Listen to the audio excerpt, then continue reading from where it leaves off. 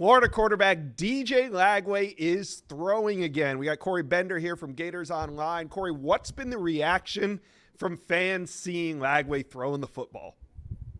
I mean, they've been brimming with joy, Josh. I know we all kind of expected it. I know at the end of the spring game, he played limited in the orange and blue game. He gave some handoffs, but, took the field, but wasn't throwing. We all expected it to, happen at some point. We're all hinted at that, but I know Keith Gnivre, my coworker, he spoke with Derek Lagway's dad. And, and like I said, he was on track. He's throwing again. I know just recently on Twitter the last 48 hours, there's a little clip of him throwing too. So I just think there was some concern, obviously at the end of last year. I mean, most of last season he was banged up, especially the Georgia game. Mm-hmm. And then you kind of saw him throughout the spring. He didn't practice much at all. And then you see him in the orange and blue game, obviously with pads on, but just gave some handoffs. And we all know what a crucial big year this is coming up for Florida.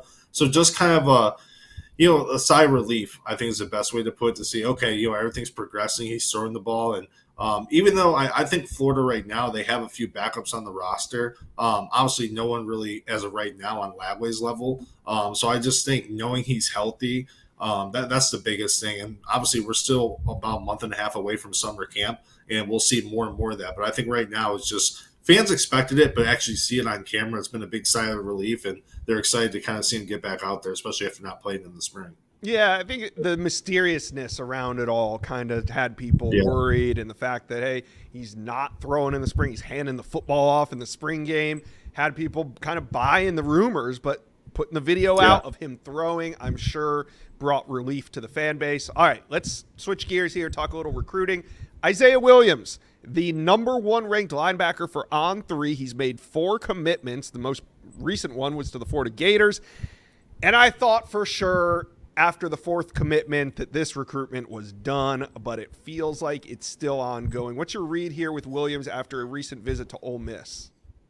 Yeah, I think the biggest thing is after he took the visit to Ole Miss, he deleted everything off his social media that was Florida Gators. It's just all there is a picture of him in Ole Miss gear. And I think when you look, I mean, this is a kid that ran the 4.42 as a linebacker at Under Armour camp, number 1 ranked linebacker in the country. So I think if it was another kid that was maybe ranked lower, I don't even know if Florida, a lot of the schools have kind of put up with the drama that kind of goes in his recruitment.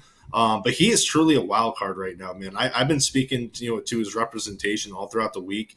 I know they were kind of caught off guard when he changed up his social media, and they're really trying to keep him grounded and actually kind of stay in the moment. And, I know it's one thing when they kind of saw that on Sunday, they were kind of just like putting oh man, here we go again. Because I know he's a kid right now that's from the Florida fan base. If you go on Twitter, especially the stories I've written, a lot of fans, you have some saying, hey, move on. We don't need this drama.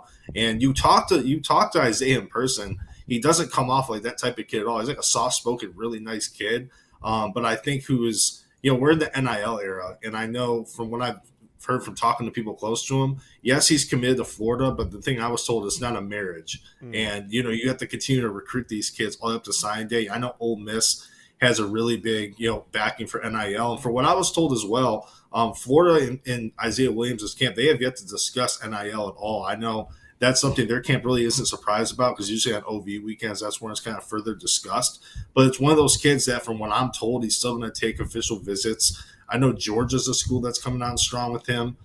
You have the Texases of the world. I know Florida State, despite him decommitting from Florida State before, obviously committing to Florida, they're still in the mix. So it's one of those kids, man. I mean, the proof is in the pudding with him on the field. Over 100 tackles, a really elite athlete. I know from what I was told too, Josh, North Carolina is a school that he OV'd early this year. They're actually not completely out of the picture. I know Bill Belichick himself has said, hey, this is a guy from, talking to his camp that, let us coach him. He's a guy that'll have a long career in the NFL. So it's a guy that is getting a lot of attention, understandably so. But when it comes to Florida, they're kind of have to hold their breath a little bit, because he's going to take more official visits. And, Florida was a school he loved growing up, and he wanted to commit there back in the fall, but Florida actually kind of turned them down at the time. They said, hey, we want to keep building that relationship and getting to know you more. And like you said too, Josh, like when he committed to Florida, that was his 4th commitment. I thought myself, especially with that being his dream school, his favorite school, that it was going to be shut down. But as of right now, I told members on the Swamp Talk message board, I mean, it could really go either way, and it wouldn't surprise me. It's really a complete wild card at this point.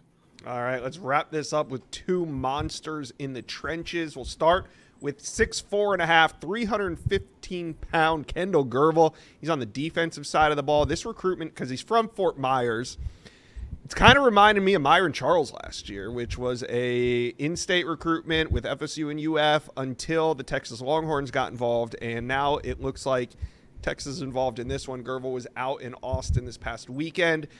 Are the Horns the biggest competition here? Yeah, I know from obviously our Texas site on 3, they reported that Texas, they feel like they're in the driver's seat right now. And I know when we spoke to them in Gainesville after the Orange and Blue game or during the spring altogether, Georgia was number 1, Florida was 2, just above Texas. But we all kind of know Texas, once they get kids on campus, they really can generate momentum with a lot of these kids, and that was the case here. Right now, I look at it as a 3-team race. Yeah, Georgia, Texas, and Florida. Those 3 have been the most consistent for a while, and I think he's visited Florida more than any other school by a long shot. And I know when it comes to recruiting, it almost gets to the point where it's like, man, I've seen everything. I don't like to use the word stale, but I mean, you get so used to it that what's another visit going to do? Yeah, exactly. So I think with him, I know he's a major priority for Florida. I know Gerald Chapman, the D-line coach, I mean, when we were interviewing him in the spring, he was off to the side watching, and he was howling and hooting and hollering while we were doing the interview, and saying like, man, we want Kendall Guervil in Gainesville. And Kendall's laughing the whole interview. It's just their relationships are super strong. But even after that, he was saying Georgia's my number 1. And then obviously Texas has momentum. The good thing with Florida, I think on their side, is this is a kid that doesn't want to decide until late in the game, probably in early December. So I think for them, the best case is, hey, keep chipping away, get them on campus.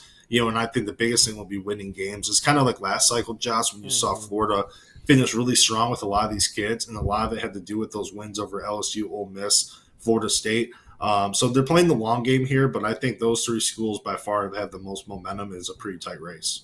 All right, now how about an IMG offensive lineman, Gnivre Carr? He goes 6'4", 330. Who's involved in this one? We know the Gators are.